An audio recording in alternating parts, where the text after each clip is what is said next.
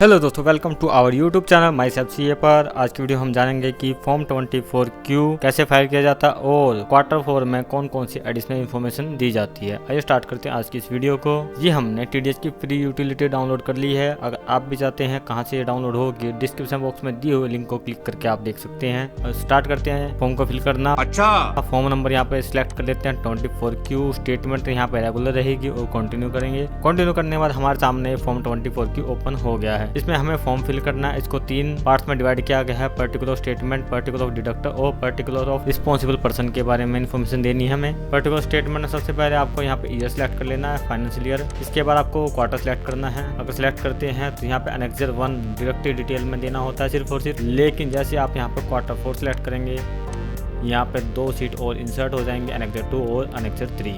ये भी हमें इन्फॉर्मेशन प्रोवाइड करानी पड़ सकती है। आगे वीडियो में जानेंगे कि इन एनेक्सर में हमें किस प्रकार की इन्फॉर्मेशन प्रोवाइड करानी पड़ेगी। अब हम सिलेक्ट कर लेते हैं टाइप ऑफ डायरेक्टर, कि डायरेक्टर किस टाइप का है। जैसे कंपनी है तो कंपनी सिलेक्ट कर लेंगे। यहाँ आपको 10 नंबर फिल करना है, यहाँ पे पैन नंबर फिल करना है। इसके बाद आपको नेम ऑफ डायरेक्टर फिल करना है, ब्रांच, उसका address, pin code, state, email ID. और अगर डायरेक्टर के एड्रेस में लास्ट रिटर्न और रिटर्न के बीच में कोई चेंज आया है तो यहाँ पे आपको यस करना है, अदरवाइज नो करना है। अब चलते हैं रिस्पॉन्सिबल पर्सन की तरफ। इसमें आपको रिस्पॉन्सिबल पर्सन का नाम, उसका pan number, designation, complete address, email ID, mobile number. इसमें आपको एड्रेस में कोई चेंज आया तो यस करना है, अदरवाइज यहाँ पे भी नो करना है। अगर आपने 24Q की कोई अर्लियर स्टेटमेंट फाइल की हुई है तो यहाँ पे यस करेंगे, अदरवाइज नो रहेगा। अगर यस करते हैं तो आपको यहाँ पे रिसीप्ट नंबर मेंशन करना मैंडेटरी है, नहीं तो आपकी जो रिटर्न है वो रिजेक्ट भी हो सकती है। अभी हम इस फॉर्म को फिल कर लेते हैं।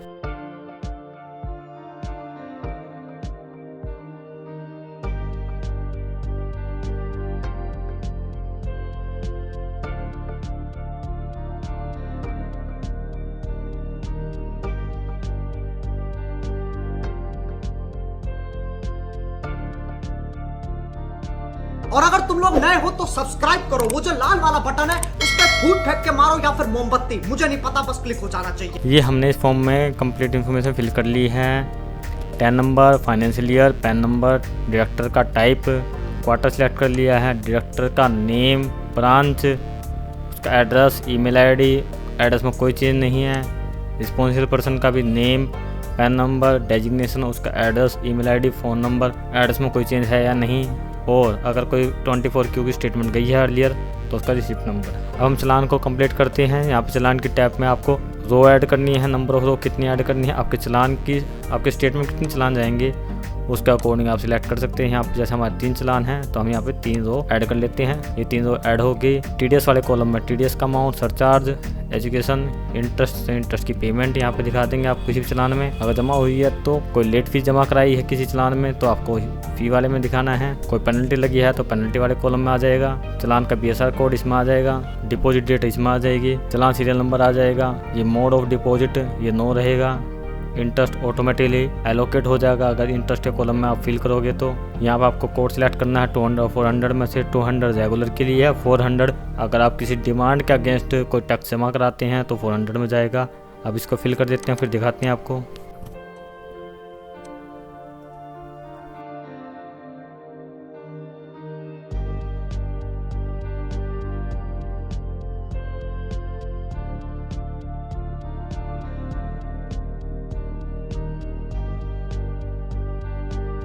ये हमें चलान की स्टेटमेंट कंप्लीट कर लिया है। TDS में यहाँ पे आ गया है। इंटरेस्ट हमारा है तो इंटरेस्ट के कॉलम में डाल दिया हमने। लेट फीस है तो हमने फ़ी के अंदर दिखा दी इसको। और ये फीस जो इंटरेस्ट था ऑटोमेटिकली इंटरेस्ट के यहाँ पे कॉलम के अंदर आ गया है। यहाँ पे हमने सिलेक्ट कर लिया इस कोड को। आप भी इसी तरह अपनी स्टेटमेंट फिल कर लीजिएगा। अब चलते हैं एनेक्सर नंबर 1 की तरफ, डायरेक्टरी डिटेल्स में। यहाँ पर आपको रो इंसर्ट करनी है, नंबर ऑफ रो कितनी इंसर्ट होंगी, चलान के अगेंस्ट कितनी डायरेक्टरी हैं, 1 नंबर चलान पे कितनी है, 2 पे कितनी है, 3 पे कितनी है। हम यहाँ स्टेटमेंट से चेक कर सकते हैं, ये बना रखे हमने जो। अगर आप भी चाहते हैं इस प्रकार की शीट तो हमें कमेंट बॉक्स में लिखिए, हम आपको ये प्रोवाइड करा देंगे। 1 के अगेंस्ट 1 है, 2 के अगेंस्ट A1 है और 3 के अगेंस्ट 5 है। तो यहाँ पे हम इंसर्ट कर लेते हैं 1 1 then 5 और यहाँ पे किया हमने ओके। तो ये नंबर ऑफ रो इंसर्ट हो गई हैं।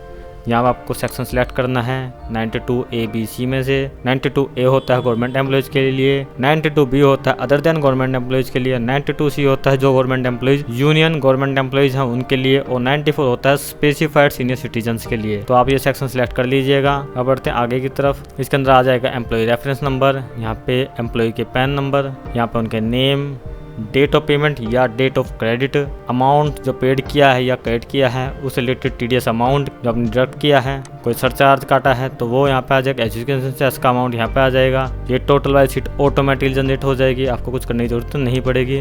Date of deduction always date of payment और क्रेडिट के बाद की डेट होती है, तो ये चीज़ ध्यान रखिएगा। रिमार्क में अगर आपने नॉन डिडक्शन किया है, शॉर्ट डिडक्शन किया है या हाई डिडक्शन किया है तो यहाँ पे आपको कोड सेलेक्ट करना पड़ेगा, और यहाँ पे सर्टिफिकेट नंबर आएगा 197 का। अगर आपने नॉन डिडक्शन किया है या लो डिडक्शन किया है तो उससे रिलेटेड नंबर यहाँ पे मेंशन करना है। तो हम इस सीट को फिल कर लेते हैं।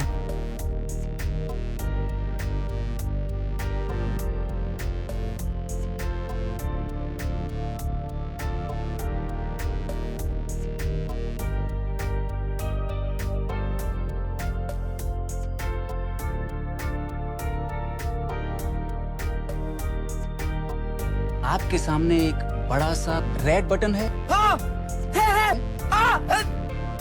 दबा दिया, आगे बोलो। ये हमने अनेक्जर 1 कंप्लीट कर लिया, डायरेक्टरी डिटेल्स को फिल कर लिया है, यहाँ पे सेक्शन सिलेक्ट कर लिया था हमने कम्प्लीटली। इसके बाद यहाँ पे एम्प्लॉय कोड डाल दिए, पैन नंबर आ गए हैं, नेम ऑफ एम्प्लॉयज आ गए हैं। अब जो पैन नंबर है हमारे पास एक पैन अवेलेबल नहीं था तो हमने यहाँ पे ये कोड डाल दिया है। अगर पैन नहीं है तो ये कोड डाल के आप हाई रेट से डिडक्शन कर सकते हैं। जैसे कि ये 50,000 सैलरी के ऊपर हमने इसका 20% 10,000 रुपये TDS काटा है इसका, और यहाँ पे जो सिलेक्ट होगा यहाँ पे कोड सिलेक्ट हो जाएगा इसका C। ये मेंशन हो रहा है कि हाई रेट से due to non availability of PAN, हमने सिलेक्ट कर लिया। ये हमारी सीट अनेक्जर 1 की कंप्लीट हो चुकी है। अब चलते हैं अनेक्जर 2 पे, सैलरी डिटेल्स में। ये बहुत इंपॉर्टेंट है, ये सिर्फ और सिर्फ Q4 में ही जाती है। इसमें आपको ऐड करनी है रोज, नंबर ऑफ रोज कितनी होंगी, जितने एम्प्लॉयज का आप फॉर्म 16 जनरेट करके देना चाहते हैं उतने रोज होंगे। अब जैसे कि हम इस सीट के हिसाब से कैलकुलेट कर लेते हैं नंबर हमारे एम्प्लॉयज कितने हुए, तो 7 एम्प्लॉयज हैं हमारे यहाँ पे। तो हमने यहाँ पे 7 किया और इसको किया तो यहाँ पे 7 रो इंसर्ट हो गया। उन सबके यहाँ पे pan number, name, type of deductive, women है, सीनियर है, सुपर सीनियर है या अदर है, आपको ये सिलेक्ट कर लेना है। इसके बाद आपका वो एम्प्लॉय कब से कब तक रहा, यहाँ पे स्टार्टिंग डेट आएगी और यहाँ पे एंडिंग डेट आएगी। अगर 31 मार्च के बाद भी वो आपके साथ कंटिन्यू है तो 31 मार्च आ जाएगी, और 1 अप्रैल 2000 से पहले का है तो 1 अप्रैल यहाँ पे आ जाएगी। अगर किसी प्रीवियस एम्प्लॉयर के पास आपका एम्प्लॉय था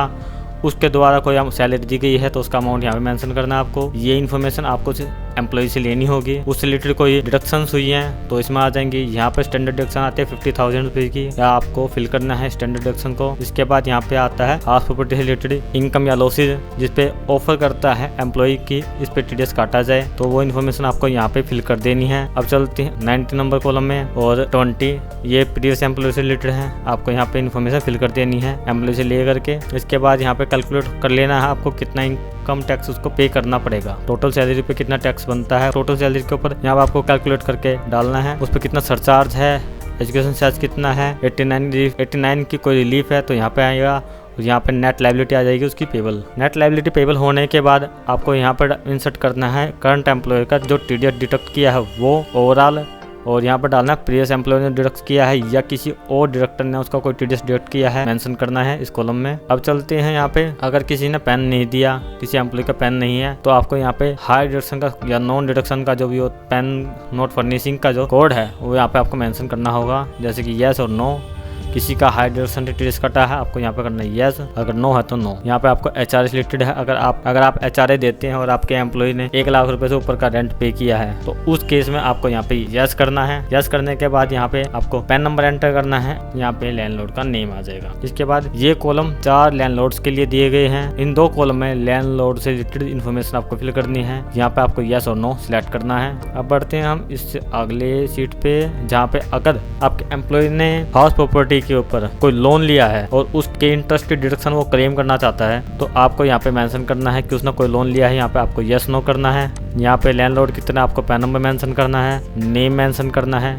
ये भी वही 3 कॉलम है जैसे आपने लैंडलॉर्ड में फिल किए थे वैसे ही आपको यहाँ पे फिल करने हैं। इसके बाद आती है अगर कंट्रीब्यूशन क्या है एम्प्लॉय ने किसी सुपर एनुएशन फंड के अंदर, तो 51 से लेकर के 57 तक की है ये जो कॉलम है इनमें आपको इन्फॉर्मेशन फिल करनी है सुपर एनुएशन फंड की। यहाँ पे आपको यस नो करना है, यहाँ पे नेम आ जाएगा, यहाँ पे डेट, यहाँ कब तक करा उसने, इसके बाद यहाँ पे प्रिंसिपल और इंटरेस्ट का अमाउंट से रिलेटेड कंट्रीब्यूशन कितना हुआ, एवरेज डिडक्शन और यहाँ पे टीडीएस का अमाउंट। 59 नंबर के अंदर आ जाएगी ग्रोस सैलरी बिफोर परक्यूजिट वगैरह के। इसके अंदर कोई परक्यूजिट उसको मिला है तो वो यहाँ पे आ जाएगा। कोई प्रॉफिट रिलेटेड जो सैलरी से रिलेटेड प्रॉफिट है तो वो यहाँ पे मेंशन करना है आपको। ये सारे के सारे सेक्शन 10 से रिलेटेड एग्जाम्पशंस हैं, ये आपको यहाँ पे मेंशन करनी है। अगर किसी प्रकार का उसको बेनिफिट मिल रहा है, 4A का क्लेम किया है उसने, या कोई सेक्शन 10 के अंदर अदर एग्जाम्पशंस हैं तो उनके अमाउंट यहाँ पे आपको मेंशन करने हैं। यहाँ पे सिर्फ और सिर्फ एग्जेम्प्टेड अमाउंट मेंशन करना है आपको, टैक्सेबल अमाउंट ऑलरेडी इसमें इंक्लूडेड होगा। अब देखते हैं 69 के अंदर। 69 में कहता है कि अदर सोर्स की कोई इनकम है एम्प्लॉय की, वो कहता है इस पे भी टीडीएस आप डिडक्ट कर लीजिए, तो आपको वो अमाउंट यहाँ पे मेंशन करना है। इसके बाद 80C की ग्रॉस वैल्यू यहाँ पे मेंशन करनी है और उसमें से कितना अमाउंट डिडक्टेबल है वो आपको यहाँ पे मेंशन करना है। जैसे 80C के अंदर ग्रॉस वैल्यू आई, यहाँ पे डिडक्टेबल अमाउंट आया, ऐसे 80CC gross deductible amount CCD1 की, इन्हीं सभी सेक्शन के अंदर जो जो अमाउंट होगा वो आपको मेंशन करना और डिडक्टेबल अमाउंट कितना है वो मेंशन करना होगा। जैसे कि 80D है, 80D में अगर 50,000 का उसने इंश्योरेंस में कॉन्ट्रीब्यूशन दिया है तो सिर्फ और सिर्फ उसको 25,000 इंडिविजुअल वगैरह के इसमें, और पेरेंट्स को इंक्लूड करें तो 30,000 की उसकी डिडक्टेबल अमाउंट उसको मिल सकता है। 80E एजुकेशन लोन के ऊपर होता है, इंटरेस्ट ऑन एजुकेशन लोन है, ये आपको यहाँ मेंशन कर देना है। 80G डोनेशन से रिलेटेड है। 80TTA सेविंग इंटरेस्ट का है, सेविंग अकाउंट पर कोई इंटरेस्ट मिला है तो वो। और 87A अगर किसी एम्प्लॉय की इनकम 5 लाख से नीचे आती है तो उसको 87A की रिबेट मिलेगी, तो वो अमाउंट आपको यहाँ पे मेंशन कर देना है। चैप्टर 6 में आपको टोटल अमाउंट कितना आपको ने जमा करवाया वो आपको यहाँ मेंशन करना है, और उसमें से मैक्सिमम अमाउंट कितना डिडक्टेबल है क्वालिफाइड अमाउंट के साथ वो आपको यहाँ मेंशन करना है। और लास्ट में आपको सिलेक्ट कर लेना है कि आप न्यू स्कीम में जाएंगे या पुरानी स्कीम में। आपके एम्प्लॉय से आप ले सकते हैं या अपनी जजमेंट के बेसिस पे आप ये सिलेक्ट कर सकते हैं कि आपका एम्प्लॉय न्यू स्कीम में जा रहा है या ओल्ड स्कीम में। बेस्ट तो यह रहेगा कि आप एम्प्लॉय से ले लीजिए ताकि उसको रिटर्न फाइल करने में परेशानी ना आए। अब चलते हैं एनेक्जर नंबर 3 की तरफ। एनेक्जर नंबर 3 किस लिए है? स्पेसिफाइड सीनियर सिटीजन्स के लिए है। सेम जैसे हमने एनेक्जर नंबर 2 में किया है वही काम इसमें करना है आपको। अब हम एनेक्जर नंबर 2 को कंप्लीट कर लेते हैं एक बारी।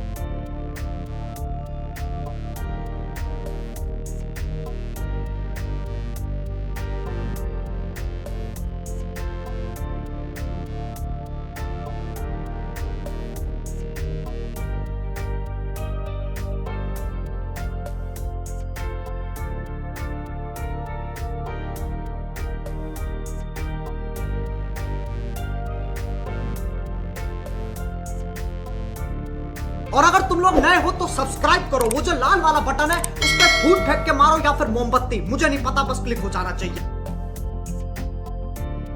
दोस्तों हमने एनेक्जर 2 सैलरी डिटेल को कंप्लीट कर लिया है। अब देख लेते हैं एक बार। हम पैन नंबर फिल कर दिया, यहाँ पे पैन नोट अवेलेबल था तो पैन नंबर नोट अवेलेबल लिख दिया। इसमें हमने एम्प्लॉय के नेम आ गया है, यहाँ पे टाइप लिख दिया है, वुमेन कर दिया। यहाँ पे स्टार्टिंग डेट में जैसे कि यहाँ पे 1 मई से स्टार्ट किया था तो हमने 1 मई से दिखाया इसकी सैलरी को। प्रीवियस एम्प्लॉय का कुछ नहीं था तो यहाँ पे कुछ नहीं दिखाया हमने। ये डिडक्शन था 00 है तो 00 होगी। यहाँ पे 16IA की जो डिडक्शन है यहाँ पे मेंशन कर दी हमने। यहाँ पे प्रॉपर्टी की से रिलेटेड कोई इनकम हुई है, जैसे कि अगर किसी को इनकम हो रही है 0 और उसने इंटरेस्ट लोन लिया है तो यहाँ पे माइनस फिगर आ जाएगी, अगर पॉजिटिव में है तो यहाँ पे प्लस में आ जाएगी। इसके बाद यहाँ पे इनकम टैक्स कैलकुलेट कर लिया हमने। इनकम टैक्स कैलकुलेटर की मदद से ये टोटल टैक्सेबल इनकम होगी इनकी, और ये डिडक्शंस होगी तो नेट इनकम आ जाएगी यहाँ पे। इसके ऊपर ये टैक्स कैलकुलेट हो गया। ये नेट लायबिलिटी आ गई, इसमें से हमने टीडीएस कितना काटा हुआ वो मेंशन कर दिया, और यहाँ पे अमाउंट 00 हो गया। प्रीवियस एम्प्लॉयर यहाँ पे आ जाएगा total tax deducted during the year, और यहाँ पे आ जाएगा शॉर्टफॉल या एक्सेस, इतना शॉर्टफॉल है तो ये जमा करवाना पड़ेगा, और माइनस से रिफंड बनता होगा। हाई रेट से डिडक्शन करी है हमने किसी पेन ना होने की वजह से, तो यहाँ पे यस कर देना आपको। अगर आपके एम्प्लॉय ने 1 लाख रुपए से ऊपर का रेंट पे किया है तो यहाँ पे यस हो जाएगा, और जो आपके जो एम्प्लॉय का लैंडलॉर्ड है उसका पैन नंबर आपको यहाँ मेंशन करना हो, यहाँ पे यस कर लेना है। लैंडलॉर्ड का नेम, अगर एक से ज़्यादा लैंडलॉर्ड हैं तो आप यहाँ पे डाल सकते हैं। सेकंड का यहाँ पे 4 लैंडलॉर्ड्स की इन्फॉर्मेशन प्रोवाइड करा सकते हैं। उसके बाद आता है इंटरेस्ट रिलेटेड, अगर लोन लिया है इंटरेस्ट पेड तो यहाँ पे पेड इंटरेस्ट के लिए इन्फॉर्मेशन देनी है आपको, किस से लिया है, उसका पैन नंबर क्या है। और इसके बाद हम चलते हैं ग्रोस सैलरी। ग्रोस सैलरी को आपने देखा, उसके बाद यहाँ पे परक्यूट है तो परक्यूट यहाँ पे आ जाएंगे। प्रॉफिट इन लीव हो, सैलरी हो तो यहाँ पे मेंशन हो जाएगा। कोई डिडक्शन है, एचआरए डिडक्शन हमने यहाँ पे दिखा दिया है कि टोटल जो एचआरए मिला है उसमें से कितना अमाउंट उस वो डिडक्शन के लिए एलिजिबल है, तो यहाँ पे वो दिखा देंगे। यहाँ पे एग्जाम्पशन दिखा दी, कोई अदर बचती है तो वो इसमें मेंशन कर देंगे। यहाँ पे अदर इनकम आ जाएगी, जैसे इंटरेस्ट रिलेटेड कोई इनकम है तो यहाँ पे मेंशन कर सकते हैं अगर एम्प्लॉय चाहे तो। इसके बाद एटीसी का ग्रोस अमाउंट कितना उसमें डिडक्टिबल है वो अमाउंट, यहाँ पे हमने एटीसी सीसीडी 1B कर दिया है इसमें। एनपीएस रिलेटेड एनपीएस का अमाउंट कितना है, मैक्सिमम 50,000 तक की डिडक्टिबल अमाउंट होता है, तो यहाँ पे अंडर है तो हमने 35,000 पूरा कम्प्लीट क्लेम कर लिया इसमें। इसके बाद 87 की रिबेट, अगर एलिजिबल है 5 लाख से नीचे इनकम है तो 87 की रिबेट जरूर मिलेगी। इसके बाद यहाँ पे चैप्टर 6 की जितनी डिडक्शन है उसका ग्रोस अमाउंट, यहाँ पे क्वालिफाइड अमाउंट, और यहाँ पे 115 BAC का। एनेक्सर 3 के लिए हमारे पास कोई भी ऐसा एम्प्लॉय नहीं है तो हम ये इन्फॉर्मेशन नहीं फिल करेंगे। आई होप आप लोगों को वीडियो पसंद आई हो, वीडियो को लाइक शेयर करना ना भूलिएगा और चैनल को सब्सक्राइब कर लीजिएगा। ये इन्फॉर्मेशन कंप्लीट होने के बाद आपको यहाँ पे क्रिएट पे क्लिक करना है और उसके बाद की प्रोसेस आप हमारी दूसरी वीडियो में देख सकते हैं कि कैसे अपलोड होता है। अगर कोई एरर आता है तो हम कमेंट बॉक्स में लिखिए, हम एरर से रिलेटेड आपको सोल्यूशन प्रोवाइड कराएंगे।